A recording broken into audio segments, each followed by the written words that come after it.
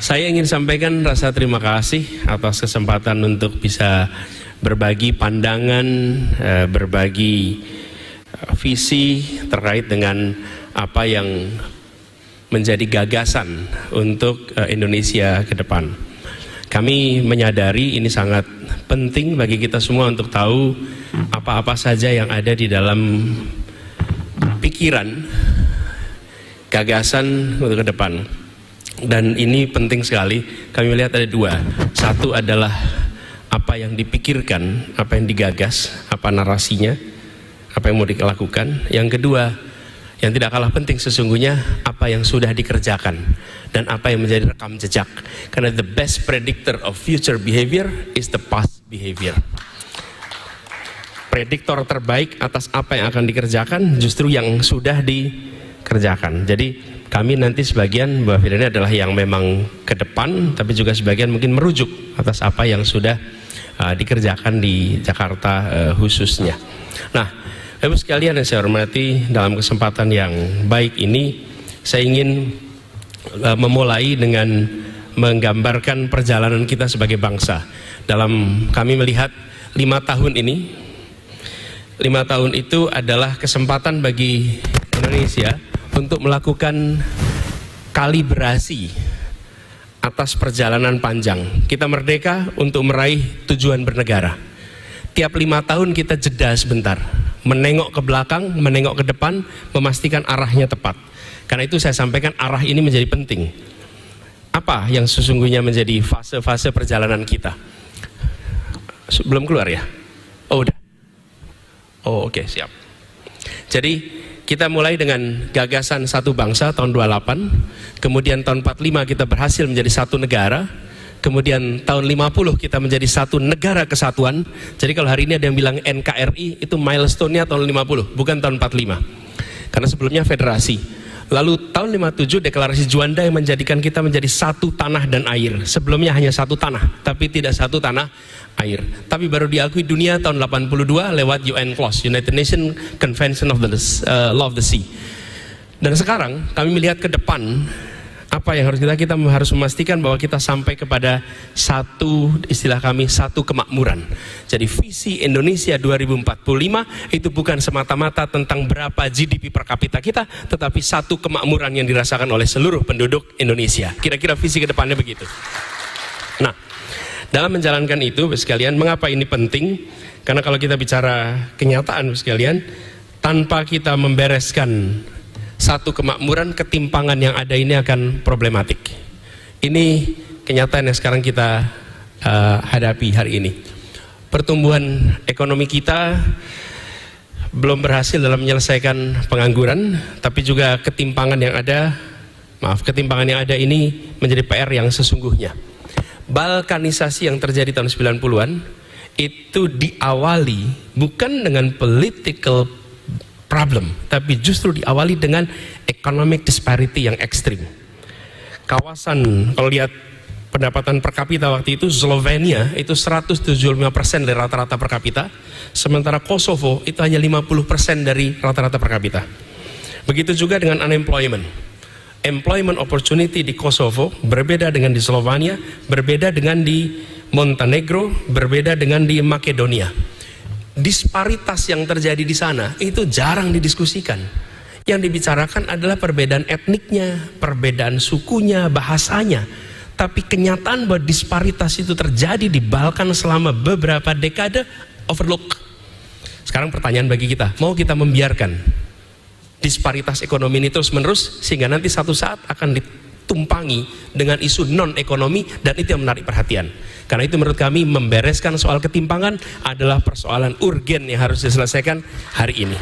Itulah sebabnya gagasan kita satu kemakmuran. Karena satu kemakmuran ini hari nyata sekali. Nah, lalu kita lihat apa yang sudah terjadi beberapa waktu terakhir ini. Kita alhamdulillah berhasil meningkatkan angka rata-rata pertumbuhan di atas 6%. Tapi ini tidak kemudian muncul menjadi lapangan pekerjaan yang setara. Kita menyaksikan di sini sebagai ilustrasi misalnya Maluku Utara itu PDB regionalnya 22,9%, tapi penurunan tingkat pengangguran terbukanya hanya di bawah 1%. Itu baru Maluku Utara. Kemudian masyarakat di banyak tempat menjadi penonton, tidak menikmati besarnya pertumbuhan ekonomi yang ada di kawasan itu. Dan kalau kita lihat lebih jauh, investasinya meningkat, tapi penyerapan tenaga kerjanya justru menurun. Mari kita lihat tabel dari tahun 2013 sampai 2022. Kalau kita perhatikan di sini, investasi meningkat 2013 dari 399 triliun meningkat menjadi 1.200 tahun 2022, tapi penyerapan tenaga kerja signifikan menurun kalau kita perhatikan di sini. Begitu juga dengan ketika kita melihat kawasan kontribusi sektor untuk tenaga kerja. Sektor pertanian, manufaktur itu menyerap 44% tenaga kerja dan ini menurun. Sementara pertambangan yang hanya menyerap 1%, justru investasinya meningkat di situ. We need to change. Ini harus berubah. Justru kita harus mendorong sektor-sektor yang menyerap tenaga kerja untuk mengalami peningkatan. Lalu problem lain adalah kita menyaksikan bahwa peningkatan infrastruktur itu tidak disertai dengan peningkatan kualitas layanan. 2014 anggaran infrastruktur kita 178 triliun, 2022 menjadi 366 triliun, meningkat 2 kali lipat. Sementara di sisi lain, incremental capital output ratio kita yang harusnya menurun justru malah angkanya meningkat. Dari 4,2 menjadi 7,3, artinya tingkat efisiensi kita turun. Lalu indeks performa logistik kita mengalami stagnansi. Dan bila kita lihat lebih jauh, prosentase kemantapan jalan kabupaten kota itu juga mengalami stagnansi di selama 8 tahun terakhir ini. Ini semua gambaran yang terlihat secara fisik. Bagaimana di balik itu? Di balik itu kualitas manusia. Kualitas manusia antara Jakarta dengan daerah lain itu gapnya tinggi sekali. Tapi perhatikan di sini, Jakarta itu SD SMP 26%. Angkatan kerja yang berpendidikannya SD SMP, artinya 75% itu SMA dan perguruan tinggi ke atas. Di tempat lain sebaliknya. Misalnya di Jawa Tengah SD SMP 65%, di Jambi 50-an%, Kalimantan 60-an%, Maluku Utara separuh-separuh. Kualitas tenaga kerja kita, kesiapan tenaga kerja itu gapnya besar. Tunjukkan lebih nyata lagi, masukkan angka IPM. Indeks pembangunan manusia gapnya 1 dekade, Bapak sekalian. Ini kabar yang menurut kami harus dikoreksi. Coba perhatikan. Sumatera, Jawa, tahun 2013 69 angka IPM-nya. Jakarta, Kalimantan, Bali, Nusa Tenggara yang kuning, itu tahun 2022 69. Gapnya 10 tahun, 1 dekade. Kalau kita membiarkan gap ini jalan terus, tingkat keterdidikan rendah, muncul itu dalam IPM, kesehatan, pendidikan dan lain-lain, angkanya gapnya seperti ini. Lalu investasi kita untuk perekonomian itu berorientasi justru pada capital intensif dan bukan labor untuk employment. Apa yang terjadi? Maka gap itu akan meluas.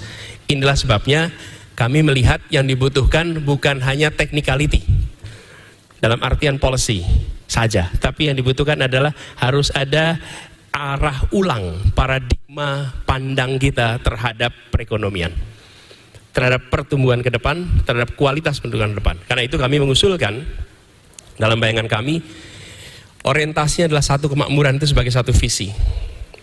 Pergeserannya dari mana? Dari fokus pada pertumbuhan menjadi pertumbuhan, pemerataan dan keberlanjutan. Ini orientasinya. Yang kedua, pendekatan sektoral menjadi pendekatan sektoral dan teritorial.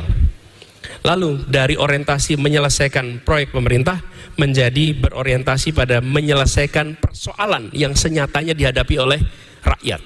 Itu tadi persoalan rakyat. Saya sering sampaikan dulu ketika di Jakarta ada RP JMD, ada rencana pembangunan jangka menengah RPJMN, kalau di daerah itu RPJMD. Ini rencana pembangunan pemerintah atau rencana pembangunan Jakarta?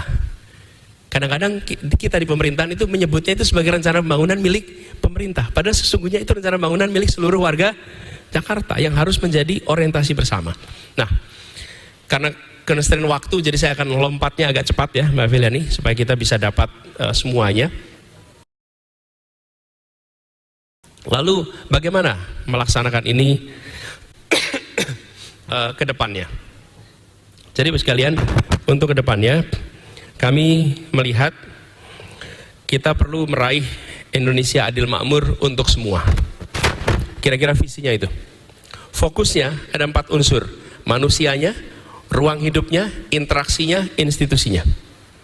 Ada 4 area yang menjadi fokus dari perhatian kita.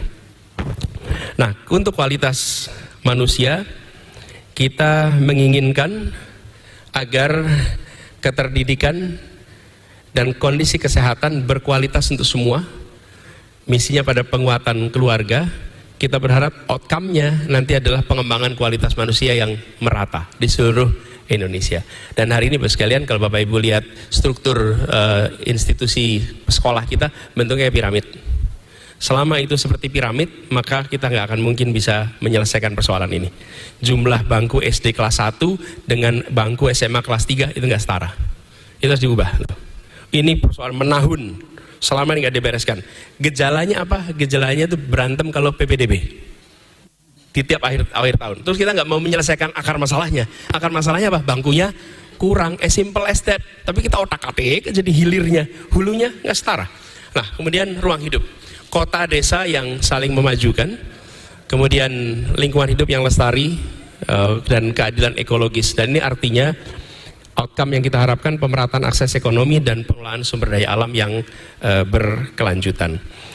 Ruang interaksi sama, kita misinya adalah membuat biaya hidup menjadi murah, kebutuhan pokok yang tersedia, dan itu artinya perbaikan tata niaga dengan serius. Lalu pengentasan kemiskinan dengan perluasan kepastian berusaha dan menciptakan lapangan kerja yang berkualitas. Kita lihat outcome di bawahnya. Tapi yang tidak kalah penting Bapak sekalian, institusi. Institusi penting sekali.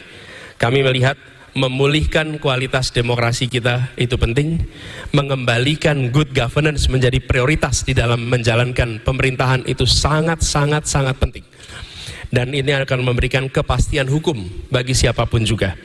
Lalu Indonesia yang amat luas ini perlu ada sinkronisasi atas kebijakan nasional sampai dengan daerah. Sinkronisasi ini mutlak dibutuhkan. Tanpa itu maka sulit sekali untuk kita bisa melakukan kegiatan perekonomian dengan baik. Dan sinkronisasi jangan disamakan dengan resentralisasi. Two completely different approach. Kita punya kecenderungan kalau tidak sinkron di take over. Bukan, tidak sinkron itu artinya harus ada sync. Bukan kemudian otoritasnya dipindah, tapi koordinasinya, alat ukurnya disamakan. Dan kalau itu dikerjakan, sinkronisasi itu akan bisa membuat efisiensi muncul. Jadi Bapak sekalian, ini agenda-agenda, dan ada satu aspek yang tidak kalah penting. Saya akan skip saja ini yang terkait dengan ini karena waktunya terbatas. Tapi saya ingin menegaskan satu lagi yang sering terlewatkan, adalah peran koperasi. Peran koperasi di dalam perekonomian kita. Kita butuh sekali hari ini mengembalikan koperasi menjadi salah satu pelaku penting dalam perekonomian Indonesia. Dan kami merasakan di Jakarta, ketika PKK itu memiliki koperasi, less likely terjebak urusan pinjol-pinjol yang selama ini ada. Dan itu kenyataan yang ada di lapangan. PKK di Jakarta untuk koperasi. Di kawasan pertanian kami melihat perlu ada peaktifan ulang peran koperasi khususnya di kawasan rural, khususnya terkait dengan pertanian, perkebunan, perikanan, peternakan, dan ada aspek-aspek yang kita harus kerjakannya lewat jalur koperasi. Menghidupkan koperasi ini menjadi salah satu hal yang kita ingin prioritaskan. Waktunya sudah habis, jadi saya tidak bisa lebih jauh lagi, tapi itu kira-kira garis besar pokok pikirannya, dan mudah-mudahan nanti kita bisa berdiskusi lebih jauh. Terima kasih. Assalamualaikum warahmatullahi wabarakatuh. Terima kasih, aplaus buat Pak Anies. Kami persilakan Pak Anies untuk duduk di sini. Mungkin ada beberapa pertanyaan dan juga nanti ada penanggap. Pak Anies, silakan Pak Anies. Ya, kita sudah mendengarkan beberapa paparan tadi. Ada beberapa topik yang sebenarnya bisa kita angkat ya. Satu terkait dengan ketimpangan kemiskinan, ketenaga kerjaan, kualitas sumber daya manusia, infrastruktur, dan yang paling menarik menurut saya adalah bisnis ya. Jadi bagaimana kalau kita lihat di visi misi Pak Anies itu, bisnis itu harus bicara tentang bagaimana pengusaha dalam negeri harus kita jadikan global, bukan sebaliknya saja gitu. Bukan berarti asing tidak, tapi paling tidak dua-duanya, begitu ya Pak Anies ya. Oke Pak Anies, mungkin kalau kita lihat yang pertama yang di highlight Pak Anies itu adalah terkait dengan kemiskinan dan ketenaga kerjaan. Mungkin saya satukan aja supaya nanti bisa dijawab. Memang benar Pak, kemiskinan itu kalau kita lihat jumlahnya 25 juta, tapi kalau dilihat sama hampir miskinnya kira-kira bisa 100 juta gitu. Nah, yang perlu diperhatikan bukan hanya yang miskin tapi juga hampir miskinnya ini, karena begitu ada inflasi dia akan mengalami peningkatan. Nah, mungkin tadi sudah ada programnya, tapi bagaimana konkretnya supaya paling enggak di ekonomi ini bisa tahu konkretnya kayak apa sih? Karena banyak sekali program pemerintah seperti BLT, Keluarga Harapan sudah banyak, tapi kelihatannya kemiskinan kok nggak turun-turun gitu. Itu satu ya. Betul. Terus yang kedua ketenaga kerjaan Pak. Ketenaga kerjaan kalau kita lihat juga gitu. Tadi sudah Bapak sampaikan banyak di tingkat level SD, SMP, SMA gitu ya. Nah, bagaimana justru kita mengakselerasi program-program peningkatan sumber daya manusia. Nah, salah satunya yang menarik saya lihat di visi misi Pak Anies adalah untuk prasekolah. Jadi SDM itu harusnya dimulai dari prasekolah. Iya, betul nggak Pak? Nah, tapi kalau kita lihat di prasekolah kebanyakan tuh milik swasta. Jadi orang-orang tidak bisa akses terhadap prasekolah karena kebanyakan milik swasta. Nah ini prasekolah. Jadi usia 0 sampai 7 tahun itu kan ada di program Pak Anies tuh. Nah itu gimana caranya supaya program ini memang bisa dijalankan dan bisa dinikmati oleh semua masyarakat. Di mana kita tahu 0 sampai 7 tahun itu merupakan anak yang harus diberikan segala sesuatu agar bisa meningkat. Dua itu Pak, silakan. Saya mulai dari yang kedua aja. Karena pertanyaan terakhir ini. Betul. Kami melihat perlunya justru dari ibu hamil. Memastikan pasokan gizi yang baik kepada ibu hamil, karena itulah bahan baku pertama kalau kita bicara tentang kualitas itu ibu hamil. Nah hari ini kalau kita lihat, kalau ada wali kota, bupati, gubernur memperhatikan ibu hamil, itu bukan karena direction dari national government, tapi karena yang bersangkutan peduli pada ibu hamil. Ini yang harus diubah. Hari ini saya pernah merasakan nih jadi gubernur wali dan teman-teman wali kota. Kita tidak memiliki national direction on welfare. Coba dicek. Gak ada. Berapa angka kematian ibu melahirkan yang tolerable? Gak ada. Berapa angka stunting yang unacceptable? Gak ada. Selama national direction itu tidak ada, maka seluruh daerah akan berjalan sendiri-sendiri dalam urusan welfare. Jadi kami melihat saat ini mulainya dari usia kehamilan ibu. Berarti stunting ya Pak ya? Tetap ujungnya nanti angkanya terlalu stunting. Bu Vivi ini pernah presentasi berapa 8 tahun 9 tahun yang lalu membedakan siapa lahir di mana, ujungnya kemana. Ya, itu kita menyaksikan bila itu tidak dibereskan, it's an issue. Lalu Bu, kita melihat pendidikan usia dini. Indonesia menandatangani, kebetulan ini tanda tangan saya nih atas nama pemerintah Indonesia tahun 2015 di dalam World Education Forum. Bapak Ibu sekalian, ini para ekonom, kita yang dulu sekolah ekonomi, World Economic Forum itu terjadi tiap setahun sekali. Tapi World Education Forum itu terjadi tiap 15 tahun sekali. What does it tell you? Bahwa ekonomi bisa diintervensi tahunan, tapi education intervensinya jangka panjang. Dan kalau ketemuannya World Education Forum itu 15 tahun sekali, artinya you set the policy today, you benefit to decades later. Nah kita nggak berikan itu yang cukup. Jadi kalau saya melihat Bu, dengan situasi sekarang ini, kami melihat kesehatan dari mulai ibu hamil, kemudian usia lahir, itu yang namanya PKK harus jadi ujung tombak untuk kesehatan ibu, kesehatan anak, kesehatan lansia. Apa? Posyandu, posbindu, itu semua hidupkan lagi. Ujung tombaknya sama Dasawisma. Dasawisma itu adalah satu ibu mengurus 10 sampai 20 keluarga. Kami di Jakarta mengandalkan Dasawisma untuk statistik. Dan mereka lebih tahu kondisi rakyat di situ daripada petugas BPS yang kita miliki, daripada petugas dinas pendudukan yang miliki. Karena mereka tahu persis apa yang sesungguhnya ada di sana. Dan ketika ibu-ibu itu jadi ujung tombak, disitulah koperasi masuk, welfare masuk, program pemerintah jangan diakomodasi oleh pemerintah sendiri. Lalu pengadaan tipe barang dan jasa diubah. Barang dan jasa ada 4 tipe 1, 2, 3, 4. Negara selalu mau pakainya tipe 1 dan 2. Tipe 34 nggak mau dipakai. Kenapa tipe 34 nggak mau pakai? Karena repot laporannya, enggan. Yang tidak mau bukan rakyat, tidak mau birokrasi. Birokrasi cenderungnya tipe 1 dan 2. Begitu diberikan ruang pada tipe 3 dan 4, dananya diberikan langsung ke masyarakat, masyarakat melola, kualitas lebih baik. Contoh, memberikan makanan sehat untuk keluarga, untuk anak-anak sekolah. Kalau tipe 1, berikan kepada dinas pendidikan pengadaan barang, bagikan makanan sehat. Tipe 2, bikin tender. Nanti perusahaan-perusahaan masukin. Tipe 3, uangnya diserahkan pada persatuan orang tua murid. Ya. Itu tipe 3. Begitu diserahkan orang tua murid yang masak, apa yang terjadi? Tidak ada orang tua murid yang mengkorup ongkos makan untuk anaknya. Yang terjadi ditambahin makanannya. Oke. Dibuat lebih sehat. Ya. Jadi strateginya itu, satu, fokusnya dari awal. Ya. Yang kedua, community activism, movement itu dihidupkan. Yang ketiga, lakukan penyesuaian soal pengadaan barang dan jasa. Dengan begitu maka komprehensif. Lalu buat ukurannya untuk tiap daerah. Ya. Tiap daerah beda-beda, nggak boleh kita simetrik. Semua daerah sama, tidak. Jakarta beda, Bogor beda, Banten beda, beda-beda. Dengan begitu, semua mengejar bar yang terjangkau. Oke. Itu satu pertanyaan. Ya. Yang kedua, soal apa tenaga kerja. Kemiskinan dan tenaga kerjaan. Serta tadi Pak. Saya jawabnya cepat nih, karena waktunya mepet banget gitu. Iya, iya. Kita yang biasanya ngomong pelan, terus jawabnya cepat sekarang ini efisien. Angka kemiskinan. Ya. Angka kemiskinan kita berkisar antara 9-10% Betul. hari ini. Dan kita ingin targetkan di 2029 itu antara 4-5%. Betul. Harapannya kemiskinan ekstrimnya bisa 0%. Harapannya kemiskinan ekstrim. Ada beberapa hal. Satu, memastikan biaya hidup yang terjangkau. Dan itu artinya kepastian suplai pangan dengan harga yang murah. Ini kami melihat efisiensi operasi kegiatan pasar ini harus dilakukan. Transparansi menjadi penting. Bapak Ibu sekalian, yang punya HP boleh download sebuah aplikasi namanya IPJ, Info Pangan Jakarta. Apa yang dilakukan? Keramat Jati ada harganya, tidak diketahui oleh rakyat Jakarta. Kita kalau mau belanja ke pasar-pasar, ke warung belanja di mana di pasar. Yang kami lakukan adalah mengefisienkan pasar pangan ini. Kami tidak melakukan intervensi harga, tapi kami buat transparansi atas pasar. Begitu transparansi pasar, maka terjadi symmetric information. Dan kita tahu, sebuah pasar itu kalau asimetrik dia menjadi tidak efisien. Begitu simetrik dia menjadi efisien. Nah, dibuka infonya, apa yang terjadi?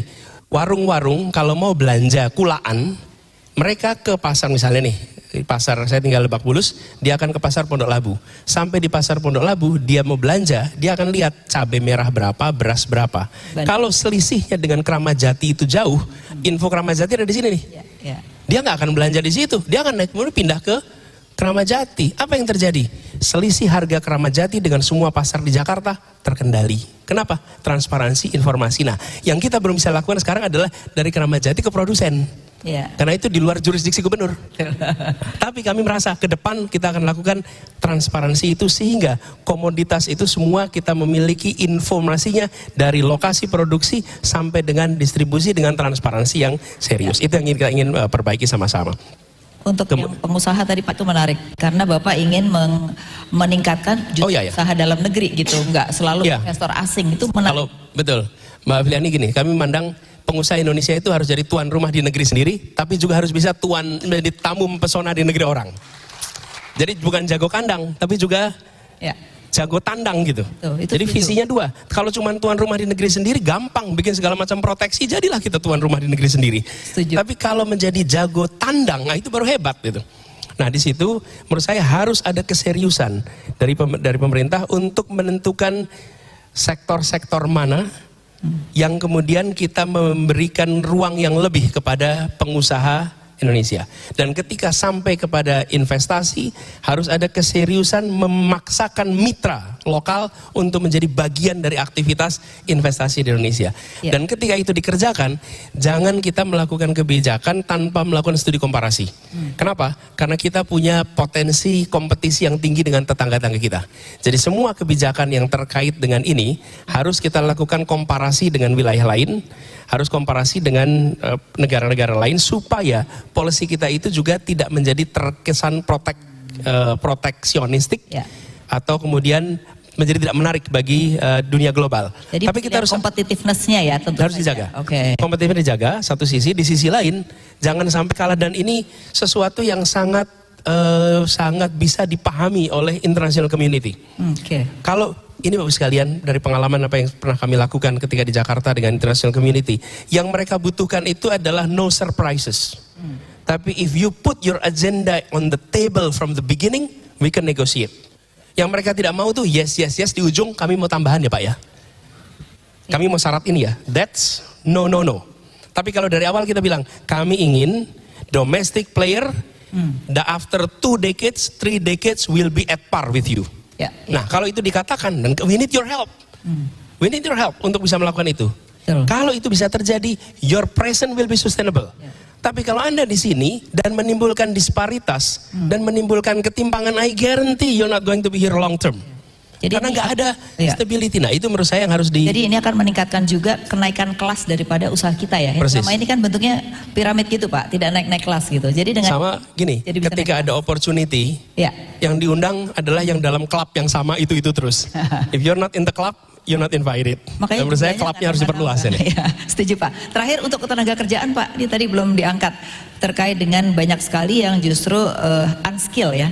Nah, bagaimana menciptakan justru sekarang ini kan era digitalisasi, justru terjadi banyak perubahan yang diambil oleh digitalisasi itu sendiri sehingga banyak orang yang justru sekarang sulit bekerja gara-gara perubahan dalam digitalisasi. Gini, Gimana nih Pak? Jangka, kalau kita bicara tentang memberikan membuat sekolah vokasi, Ya, ya. kemudian training dari negara itu perlu waktu. Sementara tenaga kerja kita perlu pekerjaannya kemarin. Ya. Jadi nggak bisa itu menurut kami berikan insentif pada private sector untuk ikut di dalam training tenaga kerja. Oke. Harus ada policy yang sinkron. Coba bayangkan. Ya, satu sisi nih, wajib belajar 9 tahun, oke? Tapi minimum employment itu SMA. Itu gimana coba sekalian? Ya, ya. Mau daftar sekolah, mau daftar pekerjaan minimal pendidikan SMA, tapi wajib belajarnya baru 9 tahun. Nah, terus mereka yang baru dapat 9 tahun mau dapat pekerjaan gimana ini? Ya. Jadi sinkronisasi itu dari mulai kebijakan pendidikan, kebijakan employment, lalu Kebutuhan. libatkan private sector yang menguasai bidang bidang-bidang yang tenaga kerja yang meningkatkan skill secara praktis. Maaf saya sebut nama. Ini bukan untuk apa-apa, tapi ilustrasi aja. Bapak Ibu sekalian tahu ISS ya?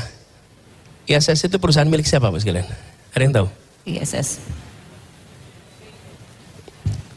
Itu bukan perusahaan Indonesia. Itu perusahaan Denmark, Swedia, dari Skandinavia. Oke, sekarang Bapak Ibu tanya kepada anak-anak yang sekarang disebut sebagai tenaga kerja kelas bawah. Pekerjaan apa yang paling keren di komunitasnya? Bisa masuk ISS. Oke, dan ISS itu bukan sekedar dia melatih tenaga kerja, melatih etik, melatih kepada mereka budaya kerja, melatih, dan itu persyaratannya bisa dibilang nggak ada apa-apa. Yang penting Anda mau kerja. Nah, kami perlu membutuhkan seperti itu banyak di banyak tempat untuk membereskan jangka pendek. Mereka dapat skill, habis itu mereka bisa diambil korporasi seperti Trans, diambil korporasi seperti CNBC, tapi harus ada yang membantu menyiapkan. Negara memfasilitasi kerjasama dengan badan-badan seperti itu, maka kita akan uplifting skillnya jangka pendek. Jangka menengah, vokasi yang ditingkatkan, dan pola pengajaran vokasinya diubah dari academic oriented menjadi job training. Dan mitra dengan private sector. Di Jakarta sudah, tapi di daerah belum. Bapak Ibu kalau ke hotel di Jakarta, bintang-bintang hotel itu, kalau nanti ketemu dengan yang melayani, sekali-sekali tanya, Anda lulusan mana? Bisa saya jamin 40% akan jawab saya masih intern. Oh, jadi banyak yang 40% masih intern. Tapi mereka udah berseragam sama. Nah, bagi hotel-hotel itu, bagi restoran itu mereka mendapatkan tenaga kerja, dan bagi mereka mendapatkan sertifikasi karena ada proses pelatihan di bintang-bintang hotel-hotel berbintang. Nah, partnership seperti ini menyelesaikan jangka pendek. Nah, ini yang harus kita dorong. Tidak mungkin kita bisa meningkatkan keterampilan tenaga kerja hanya pakai tangan negara. Dan itu sebabnya kenapa kami, Bapak Ibu sekalian, pendekatan yang kami selalu dorong adalah kolaborasi. Negara jangan mengasumsikan mengerjakan semuanya sendiri, tapi negara harus mengajak semuanya, termasuk dalam hal ini adalah private sector. Gitu Pak Vilani. Oke, terakhir Pak, kalau kita lihat dari apa yang Bapak sampaikan tadi, tentu saja adil dan makmur untuk semua ya. Berarti ini kan kita punya 3 kelas masyarakat kita kan gitu. Nah, bagaimana tadi pengentasan dari sisi apakah masih meneruskan BLT atau justru pemberdayaan yang seperti apa terakhir? Ya, prinsipnya dulu Pak sekalian. Kami melihat kira-kira begini, perekonomian itu menjadi tempat di mana sumber daya masuk, lalu ada yang bawa tenaga, ada yang bawa modal, ada yang bawa tanah, ada yang bawa teknologi, berada di dalam mekanisme pasar. Semua dapat porsinya. Yang tidak dapat itu kemudian dengan pajak kita lakukan redistribusi. Ini distribusi pertama, lalu redistribusi. Nah, redistribusi ini bentuknya adalah BLT dan lain-lain. Nah, menurut kami ke depan kita harus sebisa mungkin menyelesaikan persoalan welfare itu dengan market mechanism, bukan dengan semata-mata redistributif. Oke. Jangka pendek kita melakukan redistribusi dengan cara ambil itu pajaknya, dari pajaknya diberikan dalam bentuk subsidi-subsidi kepada mereka. Itu sesungguhnya short term solution. Oke. Long term solutionnya adalah inclusion to market. Kalau inclusion to market terjadi, maka tenaga kerjanya meluas, mereka yang asalnya hidup dari bantuan berubah menjadi hidup dari income. Baik. Nah, tapi jangka pendek itu harus tetap diteruskan dulu. Oke. Karena itu belum ada sekarang. Jadi Oke. BLT. Jadi ada tahapannya ya Pak ya? Ya, Baik. jadi program jaminan sosial Jaminan yang hari sosial ini tetap jangka pendek. in tapi the short term masih diteruskan Tidak sambil kuenya diperbesar, Oke. lalu inclusion itu dilakukan, Baik. sehingga makin sedikit yang harus mendapatkan redistributif revenue. Baik, terima kasih. Kita kasih applause sudah menjawab pertanyaan moderator. Nah, di sini juga kita undang ada penanggap juga Pak dari ekonom. Saya persilakan ada 2 penanggap. Yang pertama saya persilakan Bapak Fadil Hasan, ekonom dari UPN Veteran Jakarta, juga dari Indef. Silakan Pak Fadil. Tidak lebih dari 3 menit Pak Fadil. Terima kasih Mbak Afi. Assalamualaikum warahmatullahi wabarakatuh. Terima kasih Pak Anies Baswedan yang telah menyampaikan gagasannya secara menarik saya kira dan engaging. Karena waktunya sangat pendek, saya ingin direct saja Pak Anies ya. Pertanyaan pertama ini yang terkait dengan yang lebih paradigmatik gitu Pak Anies ya. Yaitu tentang tadi pertumbuhan dan pemerataan yang salah satunya menjadi inilah apa namanya key message dari Pak Anies Baswedan ini. Tapi dalam kenyataannya Pak Anies Baswedan bahwa ada trade off ya antara pertumbuhan dan pemerataan itu. Nah, bagaimana Pak Anies Baswedan mengadres itu? Apakah akan mengsacrifice mungkin lower growth for the sake of better equality, atau akan mencoba mempertahankan pertumbuhan yang cukup tinggi disertai dengan pemerataan yang semakin baik. Jadi isu tersebut ingin dijawab oleh Pak Anies Baswedan. Kemudian yang kedua, dalam tataran kebijakan, saya ingin mengutip dari visi misi Pak Anies Baswedan. Ada item atau isu terkait dengan menata kembali kelembagaan keuangan negara. Saya kira itu juga sangat penting ya untuk kita ketahui. Kalau tidak salah dalam isu tersebut Mas Anies ingin membentuk institusi penerimaan negara yang terpisah dari Kementerian Keuangan yang ada sekarang, tapi juga ingin mengembalikan fungsi perencanaan dan anggaran itu kepada Bappenas begitu. Jadi kira-kira modelnya seperti itu. Jadi bisa nggak Mas Anies mengelaborasi lebih jauh itu? Dan yang terakhir, isu tentang pembiayaan berbagai inisiatif atau program yang akan dilaksanakan. Pada akhirnya saya kira yang menjadi batas ambisi seorang presiden dan wakil presiden adalah the budget itself, the anggaran itu sendiri gitu kan. Nah, berbagai inisiatif dan program itu bagaimana dilaksanakan di tengah-tengah kita mengetahui sempitnya ruang fiskal kita ya, karena memang misalnya di tahun 2024 kita ini masih defisit primer kita masih anggaran primer kita masih defisit sebesar 25 triliun. Jadi kalau misalnya kita mau ekspansi itu akan harus menambah utang, padahal ada aspirasi kuat sekarang ini untuk bisa memanage utang itu menjadi lebih baik lagi. Ya. Jadi kira-kira itu Pak Anies, terima kasih. Terima kasih Pak Fadil, silakan Pak Anies untuk menjawabnya. 4 menit Pak untuk menjawab. Kayak ujian disertasi ini Pak Fadil. Jawab 4 menit. Ya gini, pertama tentang pertumbuhan dan pemerataan, yang ini selalu hampir selalu kita pandang sebagai trade off. Even dalam Orde Baru dulu, trilogi pembangunan itu dipisah. kapan pertumbuhan, kapan pemerataan. Jadi terlihat sekali itu. Nah, kami melihat sesungguhnya sekarang kita sudah pada fase di mana itu bisa mudah-mudahan bisa dikerjakan bersamaan. Apa langkah-langkahnya? Pertama, menurut saya membangun pusat-pusat pertumbuhan perekonomian kota-kota kecil menjadi menengah, menengah menjadi besar di berbagai wilayah Indonesia. Dalam hitungan kami minimal ada 14 kota yang harus dikerjakan, kota menengah menjadi kota besar dan kota kecil menjadi kota yang besar. Jadi pusat-pusat pertumbuhan khususnya di luar Jawa itu didorong. Kemudian ada keseriusan pengembangan UMKM menjadi bagian dari mata rantai pasok bisnis korporasi. Jadi itu secara struktural diatur dengan regulasi sehingga mata rantai itu terjadi. Ketiga, kita harus lanjutkan hilirisasi sambil dorong reindustrialisasi yang teman-teman ekonom sering ungkapkan berkali-kali. Hilirisasinya tidak usah dihentikan, tapi itu tidak cukup. Harus ada reindustrialisasi yang ini mudah-mudahan akan bisa menciptakan lapangan pekerjaan minimal 15 juta lapangan new employment di periode 5 tahun ke depan. Lalu keempat adalah perbaikan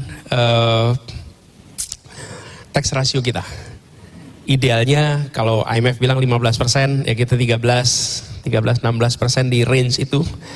Dan benar-benar dorong pemanfaatan APBN itu di dalam sektor-sektor yang berorientasi pada pertumbuhan. Pada sektor-sektor yang punya orientasi pada pemerataan. Ini dibuat orientasi itu terjadi. Nah, subsidi ini tentu harus tepat sasaran, tidak mudah itu dikerjakannya. Tapi dari pengalaman kami, kalau sudah sampai kepada tepat sasaran, civil society yang paling bisa menentukan. Itu sebabnya kenapa ibu-ibu PKK itu paling tahu. Datanya ibu PKK tahu kok yang miskin yang mana, yang tidak miskin yang mana gitu. Daripada petugas kita. Ilustrasi Bapak sekalian, sebuah kelurahan di Jakarta, sebuah kecamatan di Jakarta, itu tercatat penduduknya 100.000 menurut Dukcapil. Kami minta PKK melakukan sensus dan PKK itu kembali dengan angka 40.000, gapnya 60.000 Bapak sekalian. Coba bayangkan program kita keluarkan pakai data Dukcapil, ibu-ibu bilang yang benar datanya bukan 40.000 Pak. Dan bilang kami lebih tahu daripada mereka. Nah, ini yang pertama ya Pak Fadil. Kemudian yang kedua terkait badan-badan yang ditata ulang. Kenapa? Pengolek pajak itu akan dibuat lembaga sendiri. Iya, jadi kami ada catatannya di sini. Jadi kami melihat fokus harus dibuat minimal kepada dua hal. Satu, badan-badan ini pengelolaan kelembagaan keuangan kita untuk menghadapi potensi krisis. Itu punya kapasitas resiliensi. Yang kedua, untuk mendukung perekonomian dan private sector untuk bisa tumbuh dan berkembang. Lalu ada inisiatifnya nih, yang dalam catatan kami ini, kami melihat di level negara, itu perlu ada realisasi badan penerimaan negara. Ini menjadi satu sendiri yang nantinya melakukan integrasi, koordinasi dalam semua yang terkait dengan revenue negara. Sehingga itu menjadi satu. Nah, hari ini kan dikoordinasi oleh 2 dirjen. Kita melihat ini sebagai badan. Tapi saya ingin ingatkan yang namanya pembuatan new institution itu tidak bisa seperti proklamasi dalam tempo yang sesingkat-singkatnya. Oke. Kalau tempo sesingkat-singkatnya nanti kacau balau nantinya. Baik. Jadi harus ada transisi yang smooth. Yang terakhir Pak, yang defisit mungkin bisa karena ada satu penanggap lagi. Ya, tapi ada satu yang soal Bappenas sama... Enggak, defisit Pak, defisit APBN. Kan sekarang ini ada wacana bagaimana supaya kita terus bisa memanfaatkan dengan defisit yang semakin kecil.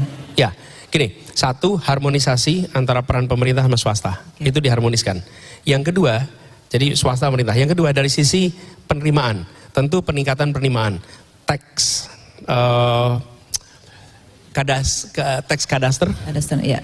tax kadaster itu dilakukan, kemudian perluasan tax base itu dikerjakan, Iya.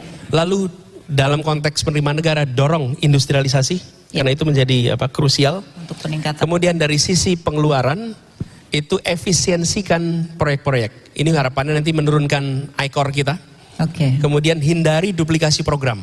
Hari ini namanya duplikasi program itu multiple. Ya. Itu selama itu ada repot.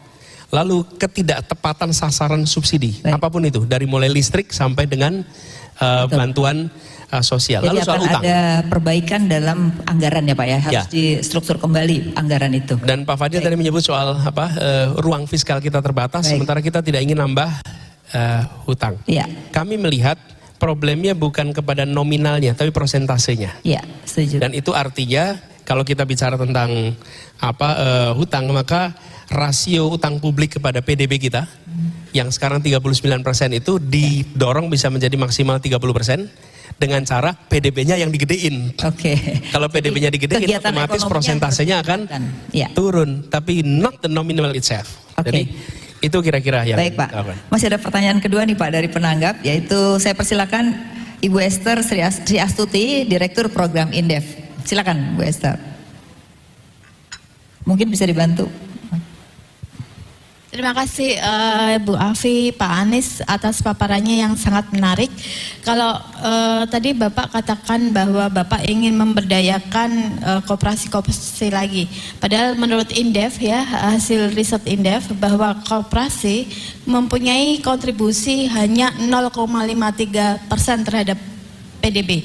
Jadi angkanya kan masih kurang dari 1% tuh Pak. Bagaimana menurut Bapak? Ini kan sangat perlu upaya yang sangat keras untuk bisa menjadikan Indonesia ini bisa menjadi seperti yang visi Indonesia Emas 2045. Demikian Bapak.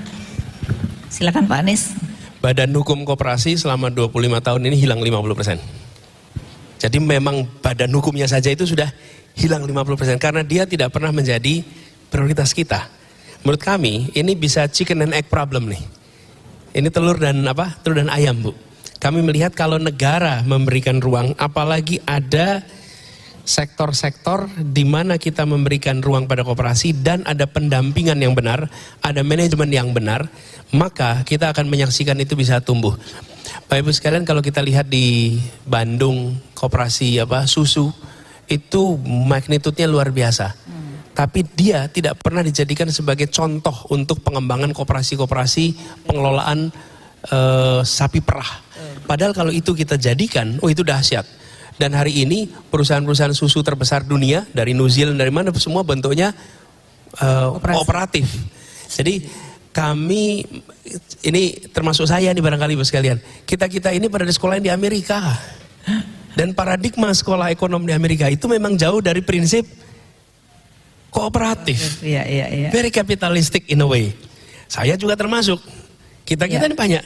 Sementara kalau kita lihat di sisi lain, kita punya praktek-praktek baik lama yang tidak diberikan ruang di dalam kebijakan-kebijakan kita. Ya. Nah, saya melihat Bu, Mungkin koperasi kita banyak simpan pinjam Pak. Harusnya koperasinya seperti yang Bapak sampaikan tadi begitu ya.